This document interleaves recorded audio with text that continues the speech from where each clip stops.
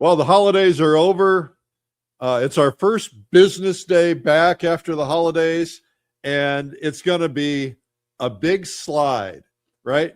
What's going to happen is we're going to be here at the beginning of the year, January 5th, right? Business year. And next thing you know, it's going to be June. That's how quickly it goes. And so we want you to master your goals for the year. So we're going to talk about goals today on Marketing Monday and do some things that help you get to the next level. But we're also going to talk about social media, what sells, what else? We got a whole bunch of stuff. Pricing, prints, word of mouth, marketing strategy, translating real world enthusiasm into digital engagement, whatever that means. I haven't read these questions, by the way. Personality versus strategy. That's a strategy. Importance of newsletters, follow up, and so much more. We're going to try to get to it. And let's get this show, Marketing Monday, officially started. It's Art School Live with Eric Rhoads.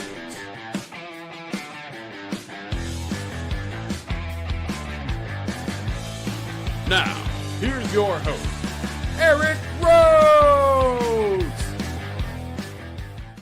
Well, Happy New Year. I just one more last time because I never get a chance to wear my hat. Happy New Year to everybody. You're still allowed to say Happy New Year because it's still the new year. But, you know, you could say that for about a week or so and then it's over. I'm Eric Rhoads, the founder of some art magazines, newsletters, conferences for artists, online events for artists. And I have been helping artists, galleries, the art world for decades. But my superpower is the business of art and also just helping people with their businesses. I've started lots of businesses. I've helped lots of businesses. I've run marketing for lots of businesses, including some big national brands. And I've spent my career marketing and selling and helping people figure out how to 10x their business. And so that's what we're going to try today. We're going to try to help you hit your goals and ask yourself, what are we going to get done for this year? Today, we're not going to go live because I've got a lot of stuff to talk about, but normally you guys can come on live. You can still ask questions in the chat if you want to. Just send your questions also for the rest of the shows every Monday. Eric@streamlinepublishing.com. Eric@streamlinepublishing.com. All right. So we're going to talk about goals in a few minutes. And if I forget, my producer will nudge me. All right. Here from Karen Whitfield in Chicago, Illinois. Karen says, I am torn between trying to reach more people and focusing on a smaller group of serious collectors. Which approach is more sustainable long term? You know, Karen, that's a really, really insightful question. And a lot of people don't even get that kind of insight. You know, there is a sickness. This is probably not the right word, but there's a sickness. There's this belief that bigger is better. And the problem is that bigger is harder. Bigger is more work, more expensive. So we all have this, whether you like it or not, we all have this thing where we have to understand, what does it cost me to get a customer? And so the cost of getting customers is expensive. You know, in my business, it cost me about $150 to get a new customer. And so I'm advertising a lot, hoping that I'm going to get a new customer out of that and hoping that that new customer will eventually buy something and eventually buy enough that pays me back that $150 and then stick around for a couple more years and spends a little bit more money. So that's kind of how you have to think about things, is what is the cost to get a customer? Now, the reality is that I'm in the magazine business, right? I have Fine Art Connoisseur, which is a magazine going to collectors. I have Plein, which is a magazine going to plein air artists, regular artists, and a lot of collectors who do the plein air thing. And so, you know, we're always battling this thing, right? So people automatically think, all right, well, I'm going to advertise in a magazine that has bigger numbers. And your brain, your little bitty brain says, or my brain's a little bitty anyway, my little bitty brain says, bigger is better. So I can pay a lot of money to reach a lot of people. I'll tell you a story. I can't use names, but we go to conferences once in a while. And one of my employees, my director of circulation, went to a conference, a magazine conference, and he ended up sitting with and getting to know the head of circulation for another art magazine. Again, I can't mention names. I don't want to be the guy that trashes other people. But so they were talking, and this guy told him this story. He said, we have this problem. And he said, well, what's the problem? He said, we wanted to have a big circulation. He said, we were only a small circulation publication, of some very, very astute small collectors, are big collectors, but small number of collectors. And we decided we wanted to get our numbers up bigger so we could charge more for advertising. Makes logical sense, right? So he said, we started doing discounted subscriptions. We were selling subscriptions for $1 or $2, thinking, well, we'll get them in the first year and then they'll renew for the second year and so on. He said, we ended up getting 50,000 subscriptions. He said, the problem was we only got a couple of dollars each. Now we had the cost of sending out all those magazines to 50,000 people. So it cost me, I don't know, probably $2, $3 a copy plus postage.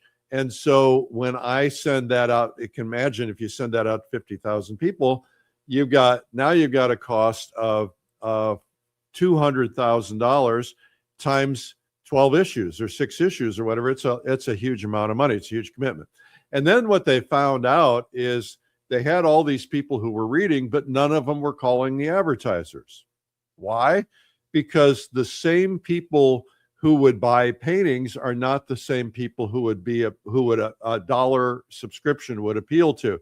They ended up with a lot of people who liked art, but they ended up with all these people who didn't buy art. So it might have been people, professors or school teachers or just people who love art but can't afford art because they were discount minded. And so they had big circulation. Excuse me. This is what happens is a lot of people claim to have big circulation. I don't claim that. I go the opposite direction, Karen. I claim to have small but powerful, right? So the people who read, I don't even know what my numbers are. It's not too small, but it's still in the thousands. But the thousands of people who buy paintings, who have the money to buy paintings. I know, for instance, that I have 300 billionaires that read our magazine. I know that. And I had an art dealer once tell me that he gets an average of $80,000 in sales because of advertising with our publication, right? So the idea here is small is actually better. Small is better. And so you're torn between trying to reach more people or focusing on a smaller group of collectors. Smaller is better. What you want to do is figure out, how do I really super serve a small number of people? Now, the reality is, Karen, most of us as artists don't need to sell a lot of paintings. Most artists I know want to sell, if they're selling 5 paintings a month, then they're really super productive, right? And maybe not even that many. So let's say you're going to sell, let's say 50 paintings a year, if you're lucky. So how many people do you need to sell 50 paintings? Well, the reality is you probably only need one person. You get the right person. I have a guy in my mastermind group where I work with people on their art business, and he just sold a guy 12 paintings, right? So he knocked off 12 paintings for his goals in one collector. So all you need is 2 or 3 people like that, or a corporation or something like that. Focus on small. Small is typically better because when you're trying to reach the world, you get diluted. It's very, very hard, even with social media, especially, Karen, because social media, speaking of big fat liars, well, they're not actually lying. They're telling us the truth. We just believe that when we post something on social media that everybody sees it. And the reality is that not even if everybody on your list saw it, if everybody on your list happened to get your feed, which they don't, not everybody's going to see it, right? They're going to miss it different times, or you're not going to get their attention. But the problem is that only 3% of the people who follow you. So if you have 1,000, if you have 100, if you have 100 people following you, only 3 people are going to see it, right? So the way that the social media, Instagram and Facebook and others work is, if you get a high engagement, if people like it, they comment on it, and you comment back, then they will send it to 3 more people and try that. If that happens a few times, then they'll send it to a few more people, and so on. That's why the value of going viral. So anyway, small is better. Miguel Santos in Austin, Texas. Miguel, let's go painting. That's where I am. Miguel says, I want to raise my prices, but I'm worried about losing momentum. How can marketing support a price increase so it feels justified and natural to buyers? Well, Miguel, the number one problem that artists have in the world is courage. What I mean by that is most artists are afraid to raise their prices because most artists are not in the position to buy things at the prices they sell things at, right? So if I sell my paintings, I sold a painting the other day right before Christmas for $2,800. All right, that's nice.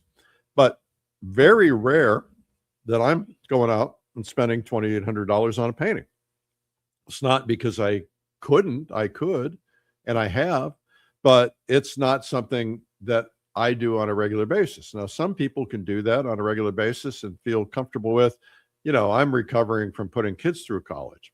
So I think that, first off, do not fear. I think that, first off, a really good thing that everybody watching should consider doing as an artist is consider, are my prices too low? That's one question. And the way to answer that question is, am I making enough money? You think about the time and effort that you put in to create your paintings and the materials and everything that go into them. Are you making enough money? And, some people are just like making a little bit of money, and you end up getting $1 an hour for your efforts. And that's not necessarily a very good thing. So the first question is, am I making enough money? The second question is, when was the last time I raised my prices? And if you get in the habit of raising your prices every single year, that's a good habit to be in. And January 1st is the perfect time to do it, right? So this week is the perfect time to do it. The way I would normally do this is, first off, I wouldn't call attention to it. I would just raise them. And probably people don't even remember what they paid for something. Some people do. There are some people who will. But, if they say something, just say, hey, have your prices gone up? The cost of things gone up?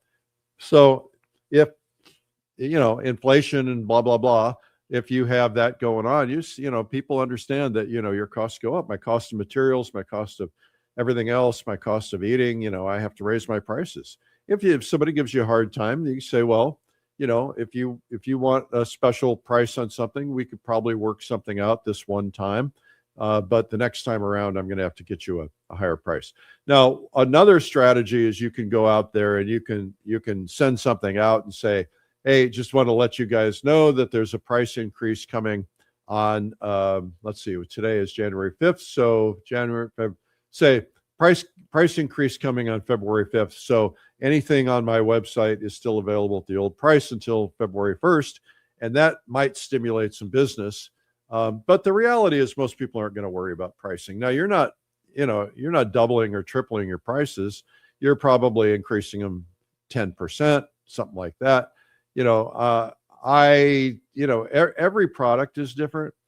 Some products I'll try to raise them 2% a year, 3% a year, some products a little bit more. So, but if you do that gradually, at least you're never getting behind, because if you're pricing something $100, if you go back 5 years ago when there was no inflation, very little inflation, that, if you raised your prices 2 or 3%, then you were kind of even.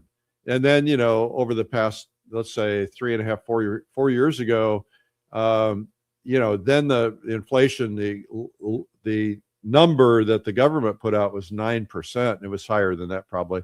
But if you raised your prices 3%, then you're still losing 6%. So you have to keep up. And so you want to have kind of an index. That's why they do indexes, so you can index against what's happening out there. Spent far too much time on that, I know. Stephanie Collins in Bozeman, Montana. What a beautiful place you live, Stephanie. I teach workshops and I share a lot of educational content online, but I don't always feel seen as an authority. What shift do I need to make to be perceived as a leader? Well, that's a big one, Stephanie. First off, it may just be in your head, right? You said, I don't feel seen. A feeling is an emotion. A feeling may be in your head. So that's the first thing you can do. What can you do to build authority? Well, I think that authority is kind of a natural thing that occurs, and it's because you kind of declare yourself an authority. Now, I'll give you a really great example of this. When I started out in the radio industry. I started out on the air as a radio DJ, and then I ended up buying some radio stations, and then I sold those, and then I ended up buying a company that made products and sold products to the radio industry. And then I ended up buying a trade magazine, which I still own. And so I remember I went to a radio convention. I didn't own this trade magazine. I had just sold my radio stations. And I went there and I felt like a complete nobody. Nobody knew me. I didn't know anybody. I was spending a lot of time alone, and it just wasn't very much fun. So I made a declaration to myself. I said, 1 year from today, everybody in this building is going to know who I am. Now, I don't know what drives me to think that way. It's probably some childhood insecurity or something. But so what did I do? I didn't know what I was going to do, but I ended up buying that trade magazine, and I declared myself an authority. So I started writing a column in every issue. And when the next year, when I came back, I was on the stage. I was invited to speak because I was a popular columnist. People liked what I had to say. So one way to build authority is to start writing, to start blogging, to start, I have a blog on Sundays that goes out to at least a couple 100,000 people.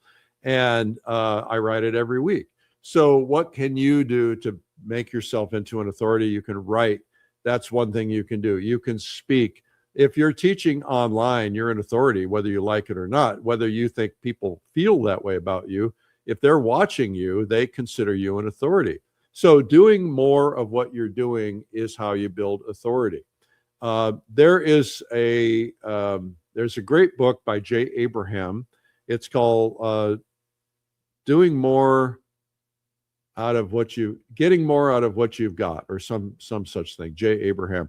And he has a chapter in it about building, he doesn't call it authority, he calls it building preeminence. And so he has a whole strategy on how to build preeminence.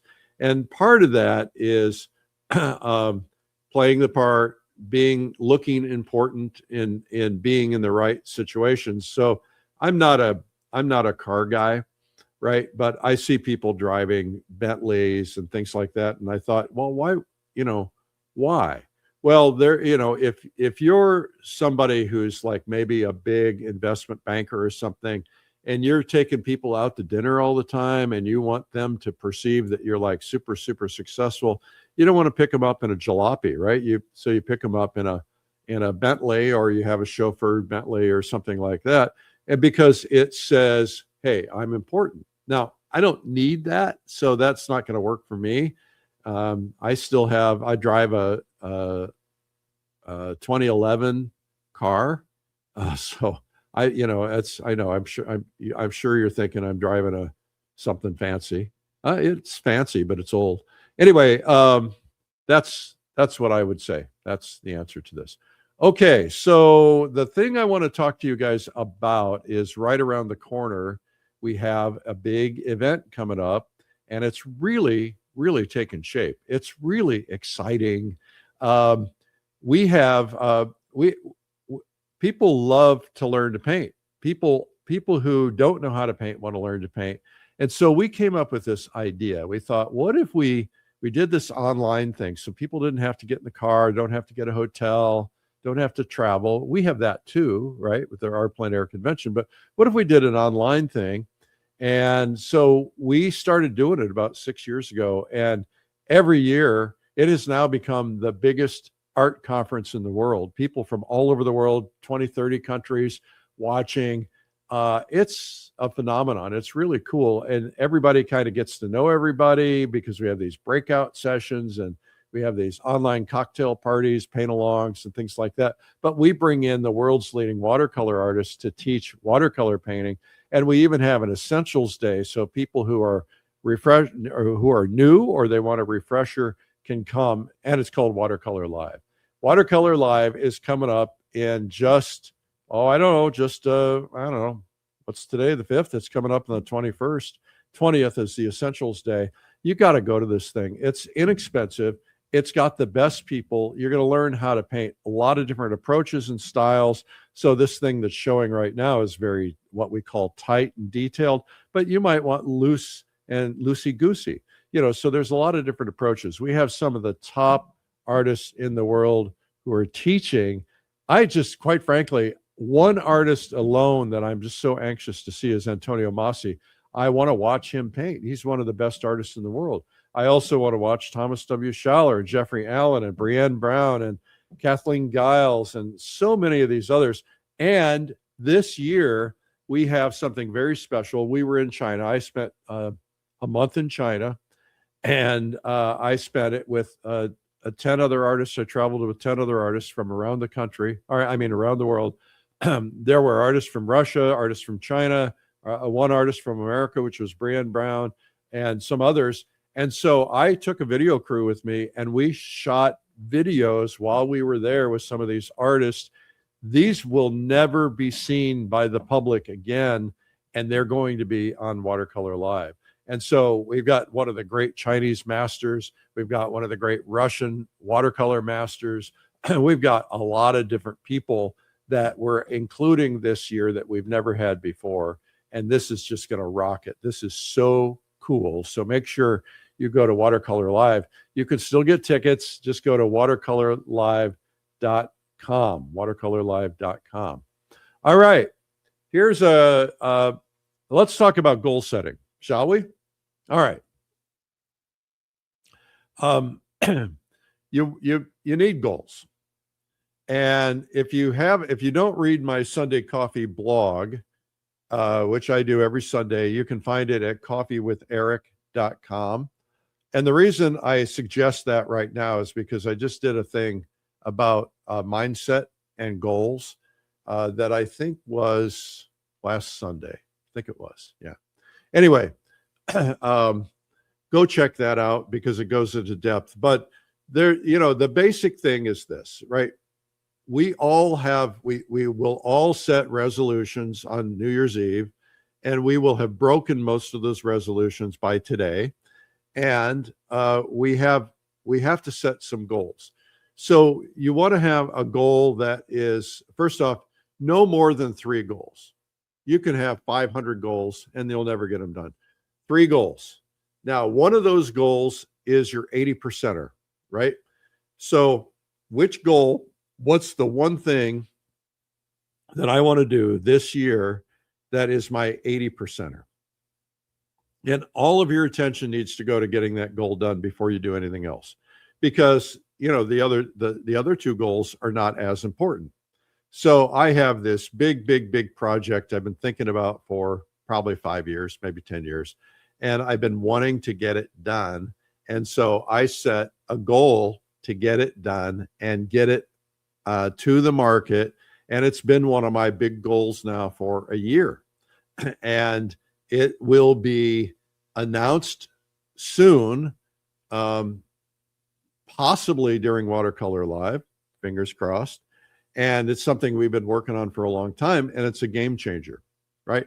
So if I can get that thing launched, and then of course I have to have the next step goals on that, like how do I get, you know, a certain number of people and all that stuff. But this is huge for me, right? And so I could have 5 other goals or 10 other goals, and I do have a few others, but that's the big one. And if I focus all my attention on that one, that's going to make a huge difference for me, right? So that's what you got to figure out. So if your goal is selling paintings, then you know, you want to have a number, and then you have to have a lot more than that. So every goal needs to be time bound, and that means it needs a deadline.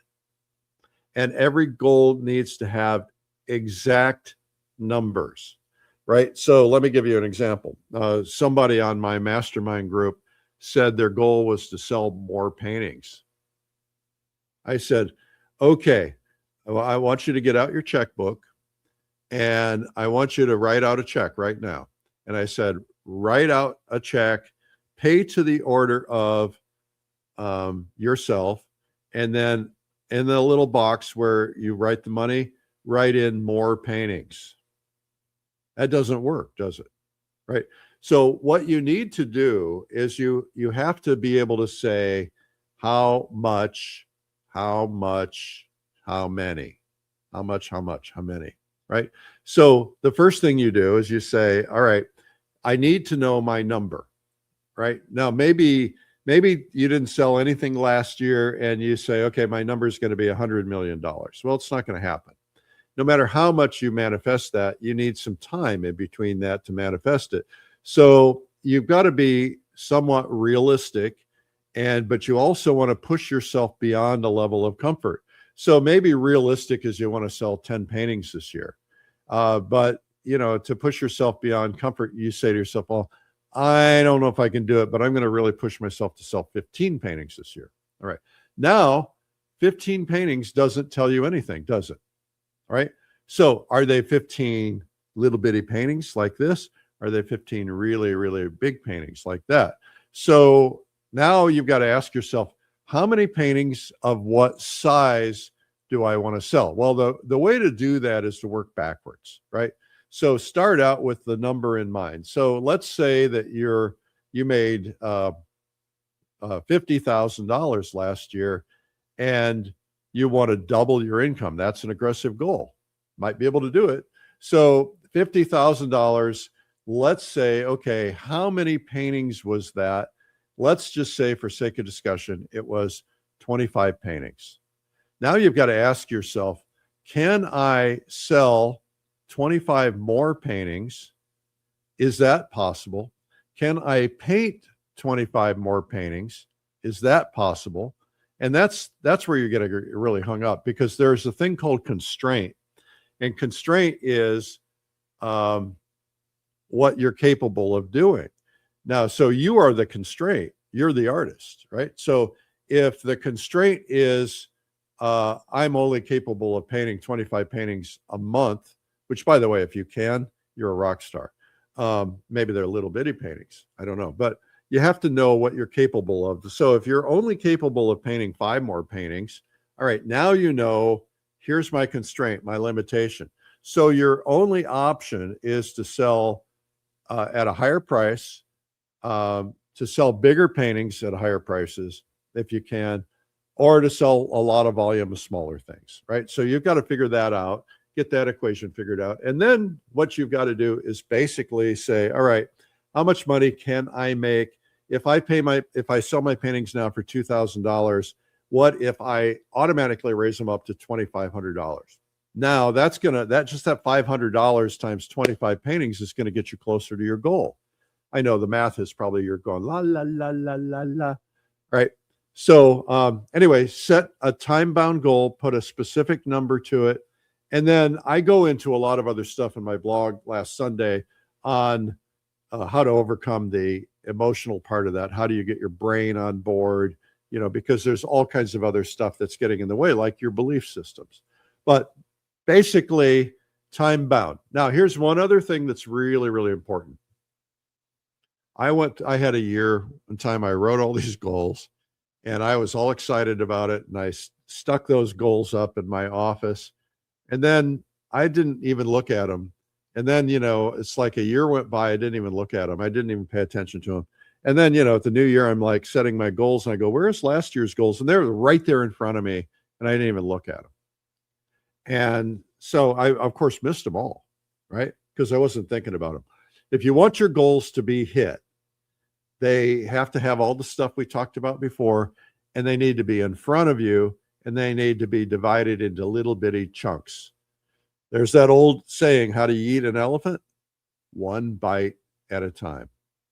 So if you've got to sell 30 paintings this year, or 30 paintings a month, then you got to break that out by, okay, let's make this easy. Let's not make it 30, but let's say you write down every single week, this week, I have to sell 3 paintings. And then so on Monday, it says you got to sell 3 paintings this week.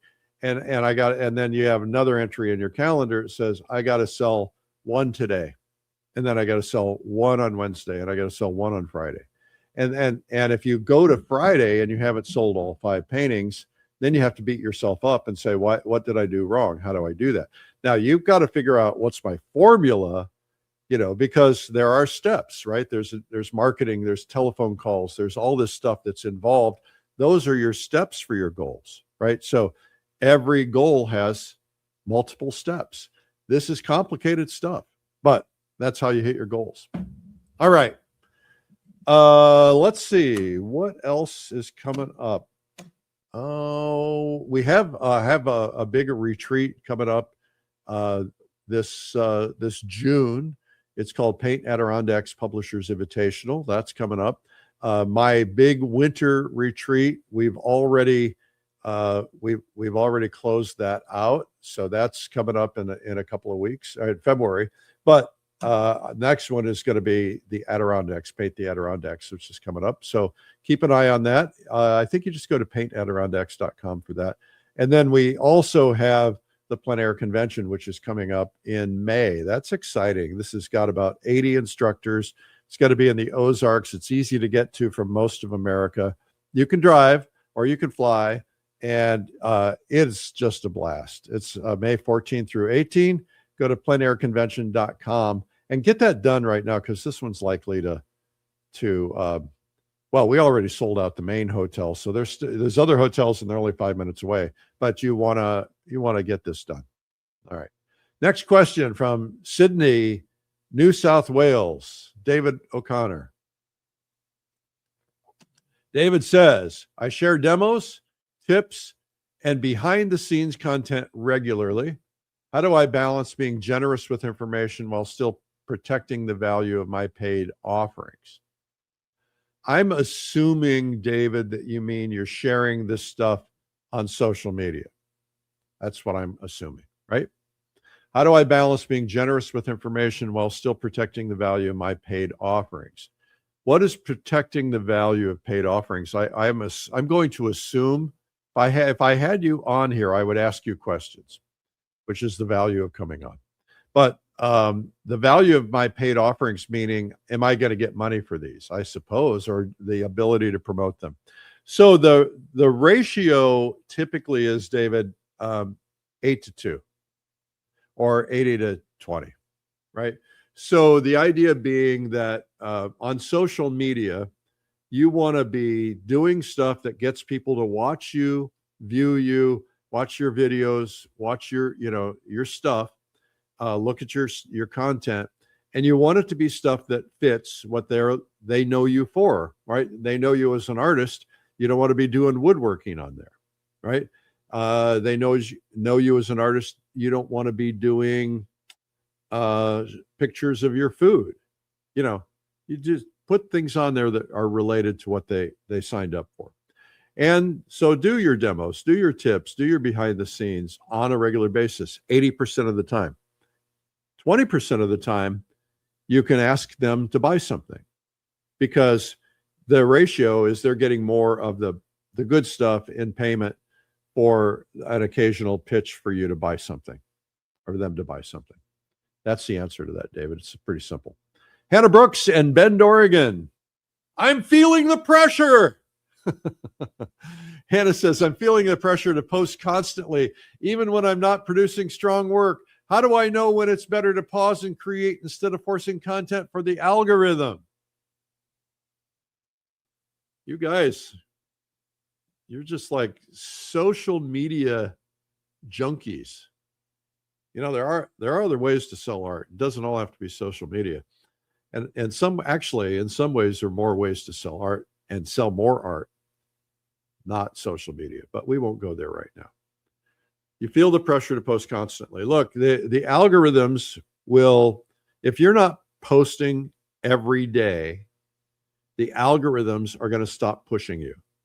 That's why I do this show, YouTube, 5 days a week. I'd rather do it 1 day a week. It'd be a lot easier. It'd be a lot less expensive, but you got to show up, right? If you want the algorithms, I mean, how do we hit these big numbers that we're getting? It's because we're here every single day consistently. We have a lot of people watching. You know, a typical day like today, we'll have some watching, not a huge number watching live, you know, a few hundred sometimes. And then we're on like multiple different platforms. And then, you know, by the end of the day, there'll be 10, 20, 50,000 people watching. And by the end of the week, a couple 100,000 watching. You know, that's how it kind of works. So you got to post something every day. Do not post your work that's not strong. Look for something you can post that will not always be about your work. Like, you know, go back to what we were talking about with the person before you, which was David O'Connor in Sydney, New South Wales, right? So he's posting content like behind the scenes, demos, tips, things like that. You can do that, and that will still reinforce your role as an artist. And then you can post a painting when it's done, but you can also post that painting in many different ways, right? So you could post it where, you know, maybe it's, here's a close-up of my painting today. So you could take one painting and find 5 different ways. You know, here's a little piece of that painting. You know, I'm showing you the upper right-hand corner today. I'll show you the upper left-hand corner tomorrow. I mean, if it's relevant. And then, you know, by the 5th day, you show them the whole painting. You do all kinds of things like that. Daniel Perez in San Antonio, Texas. Daniel, you're close. Let's go painting. I sell originals occasionally, but prints confuse me. How do I decide if adding prints helps my business or distracts from selling original artwork? I get this question a lot, Dan. If you're selling, it depends on your selling environment. That kind of selling environment answers almost every question. So I don't know how you sell originals. I don't know if you sell them in a gallery, if you sell them direct, if you're selling them at an art show. That matters, right? But prints confuse you. Adding prints, will it help my business? Will it distract from selling original art? Yes. Yes. Both of those. It'll help your business. It will distract you. So you have to decide. Here's the problem. You've got a print that sells for $50 and you make, if you're lucky, you make $20 on it or $30 on it, right?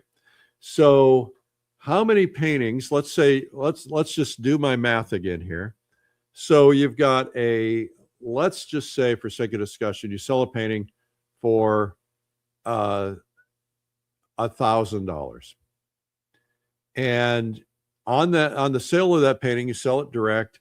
So you make all $1,000 on that. You don't have an agency commission on that.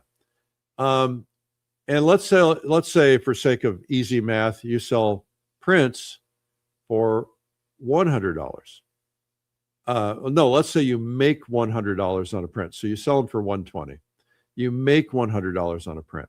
So you got to sell 10 prints to make the same money as selling one painting. Which is more likely, which is easier? Some people, volume strategies work better, you know, and so if you could sell, let's say you sell 10 paintings a year, you make $10,000. If you can sell 100 prints easier than you can sell 10 paintings, there's your answer. That's pretty cut and dry. If you do art shows, like, you know, walking through the community tent shows kind of things, or Christmas fairs or whatever they are, then you want to have something lower cost available because not everybody's going to buy an original painting. Katrina Gorman, who's in my mastermind group, has expensive pieces on the wall and lesser expensive pieces, but she also has cards and things like that. Sometimes she'll go to a show and she'll make the cost of paying for her booth on the cards alone. Sometimes, sometimes she'll sell tons of paintings, or not paintings, but she does fabric work, which is wonderful. So you've got to kind of decide what's your environment. If you're in a gallery, you have to talk to the gallery. Some galleries don't want you to do prints. Some galleries want you to do prints, and they want to be able to sell them in some cases. So that's all I can offer you, Dan. Thank you. Okay, we've got a few more questions here. 𝗦𝗲𝗹𝗆𝗆 from Marie, I can't read that. Where's that? 𝗦𝗲𝗆𝗆 from, Minneapolis. I don't know why I couldn't read that. My audience is split between collectors and other artists.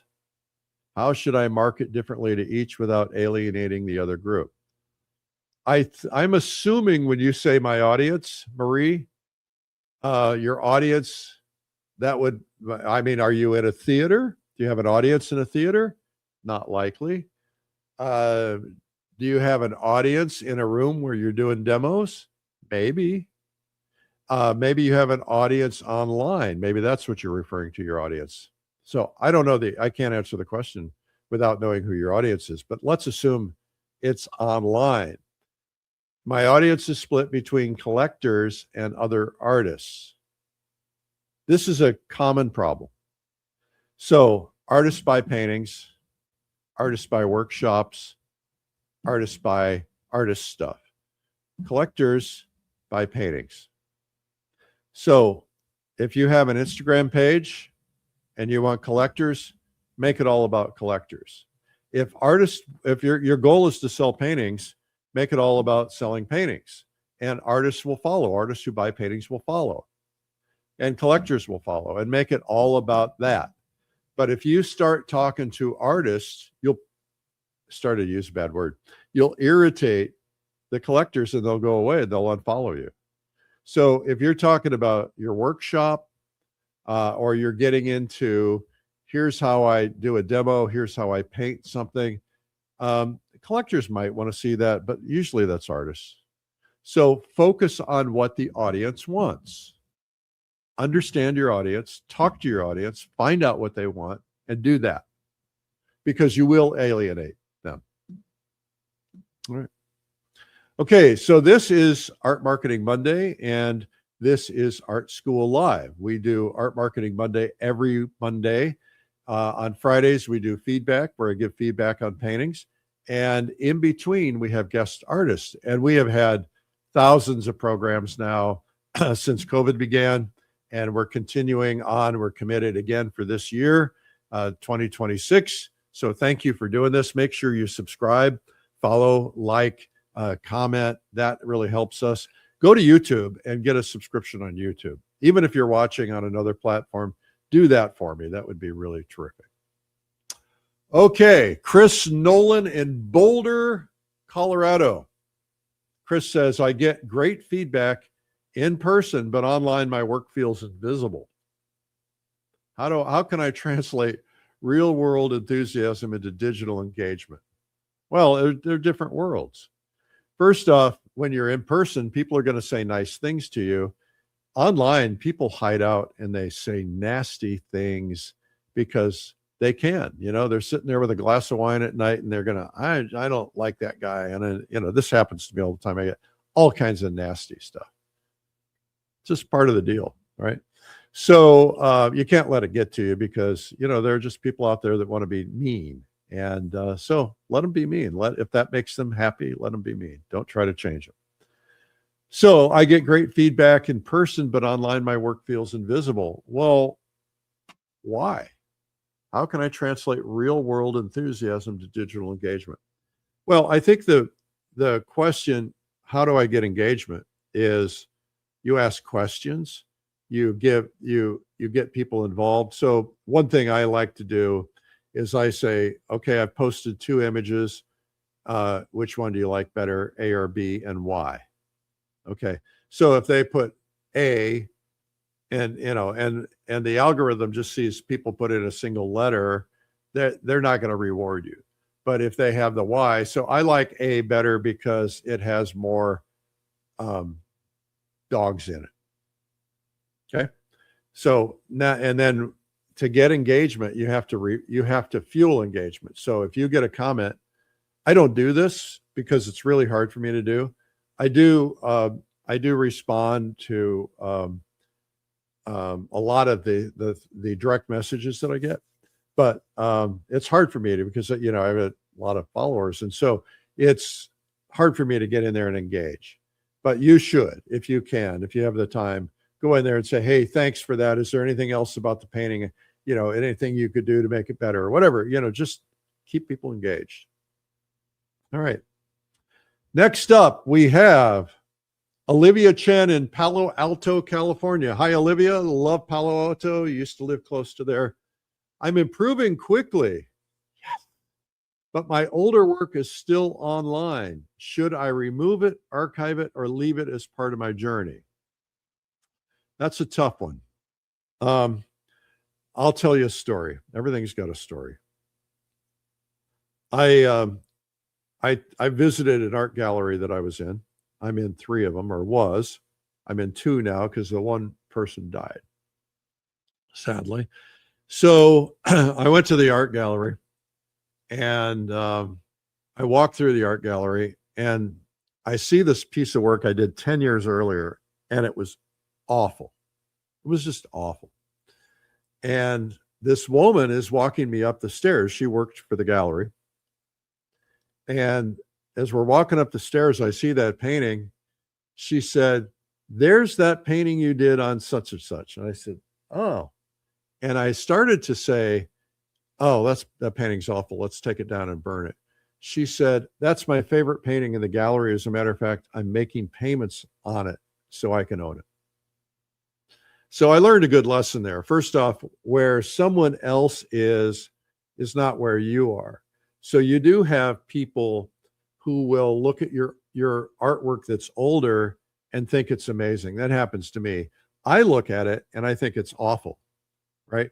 I'll walk into my studio and see something I painted 6 months ago and think it's awful. And yet somebody else will walk into my studio and see something I did 10 years ago and think it's wonderful. So everybody's in a different place. So that's a tough question. I don't know if I can answer that for you, Olivia. I did call my gallery and I said, take all that old stuff down. I don't want it up there. But if they're going to sell it, they want it up there. So it's a dilemma. It's a big dilemma. And so I don't have a proper answer for that. I know I should, but I think the answer is, if it were me, I would probably pull it down and only put your best work up there, especially if there's a vast difference, right? Because when you get better, you want to be known as a better painter. And so that's probably what I would do. And then I would take those paintings and I would repaint them. So you could, I have walls, stacks of paintings.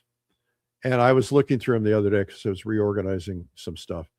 And I saw paintings that I did 20 years ago, and some of them were really good. I was surprised. And some of them were really awful. Probably more of them were really awful. So part of me wanted to say, I like the ability to look through them. It reminds me of my journey, reminds me that I'm getting better. In some cases, I looked at them, I said, gee, I'm not as good as I was then. Or maybe I didn't take the time or the care. So I looked at a lot of paintings and I told myself, look, these are going to sit in a pile. Nothing's going to ever happen to them. I can either burn them, I can leave them here taking up space, or I can repaint them. And what I've decided to do in some of those cases is I created a stack of paintings I'm going to repaint because I can paint better now. And I can look at those and say, hey, this one had a really good composition and it just needs better paint quality. Or I can look at this one and say, this one has a good concept, but the composition is off. I need to move this tree or move this rock or move this mountain. And then I'll repaint it and give it better paint quality. And then hopefully I can send it off to a gallery and it'll sell.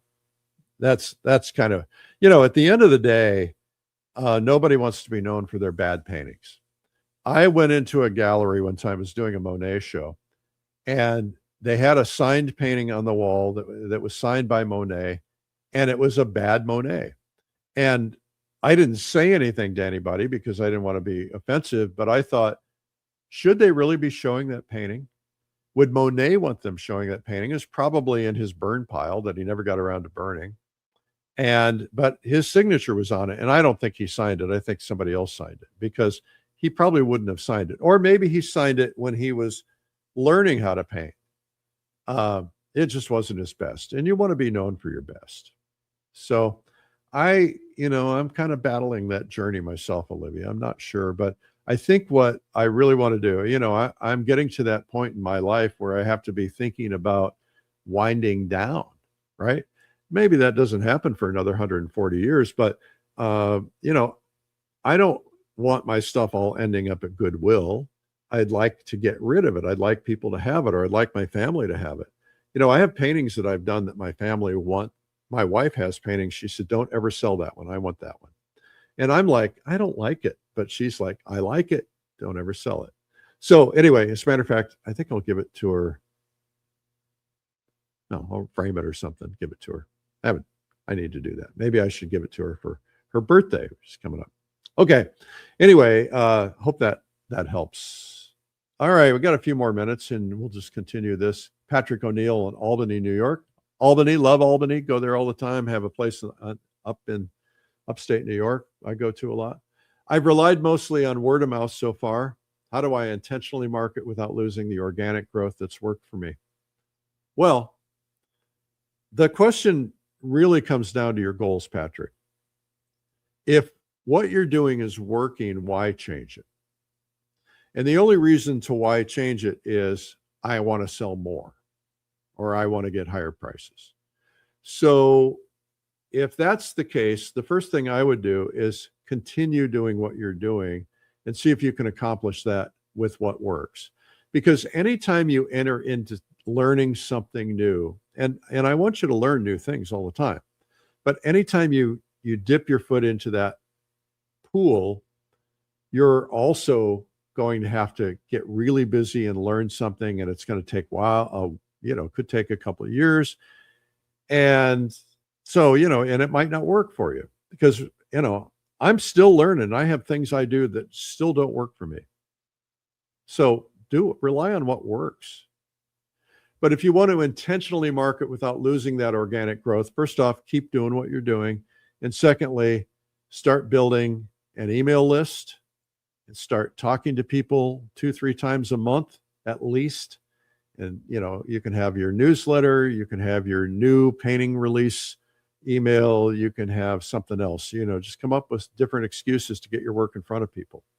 And that's a really great way to do it. The minute you dip into other worlds, it changes everything. For instance, if you want to get serious and you want to get to serious art collectors, then you advertise in something like Fine Art Connoisseur. But, that's not going to work fast. That works gradually, like anything does, because it's about repetition. You have to have a lot of repetition, and that's expensive. You're going to spend money to get that repetition, but you're going to also reach the richest collectors in the world.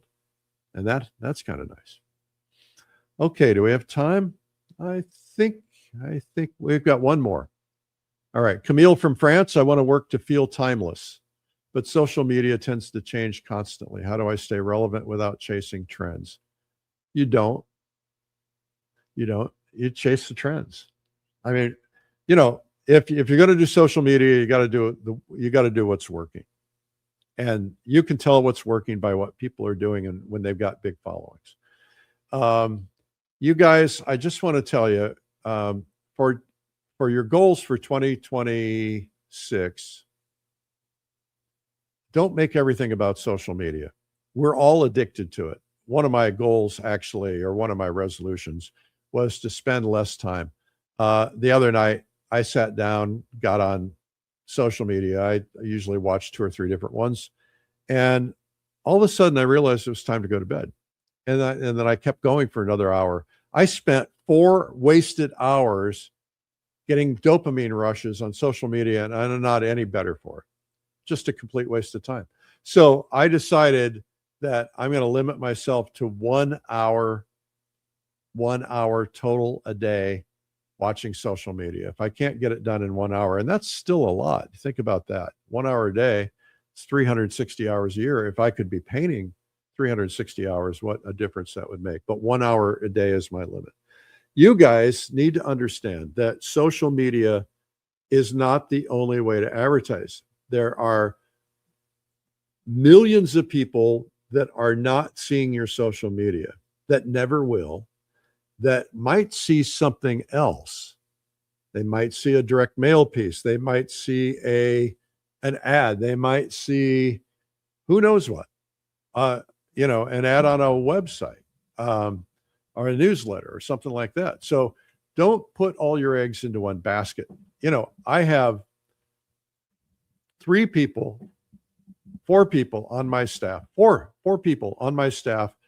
that make really good money who are experts in social media.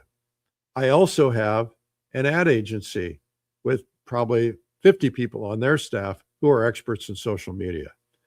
And it's still hard. So if you're doing it by yourself, it's hard. And it's not necessarily going to solve all your problems. I don't advertise exclusively on social media. If I did, I'd never make enough money. And if you do, you're never going to make enough money. Now, there are people who are, you read about them all the time. I made $1 billion doing this. Yeah, there are people who do it. But are we really all doing that? And are they even telling the truth? Because they're baiting us to get us to buy something. So think about extending yourself in other ways. Hey, we have a free gift for you guys. Let's see, what do we have today? We have 97 Incredible Art Secrets. And just go to, it's a video, it's 2 hours long. You can watch it instantly and stream it. 97artsecrets.com/ASL. And I think we're going to make some new slides for the new year. I think it's time to freshen it up, get some new products, things like that. So I'm going to work on that. Make sure you subscribe to the program. Just go to YouTube and look for Art School Live. And we would love you to go into the comments, tell us who you want us to bring on the show in the future. Show in the future. And that would be really cool. We want to know who you want on the Plein Air podcast and who you want on all the other stuff we do. Who do you want to see at the convention? So go into the chat, do that, or send me a note, eric@streamlinepublishing.com. And if you want to send in your questions for next week, or, if we have, sometimes we get hundreds, sometimes we get none, send your art marketing questions to eric@streamlinepublishing.com. Okay, thank you. And first day of the new year, you're going to crush it this year. It's going to be the best year of your life. I know you can do it. Get those goals done. If you need some help with that, reach out. I'll help you. Bye-bye.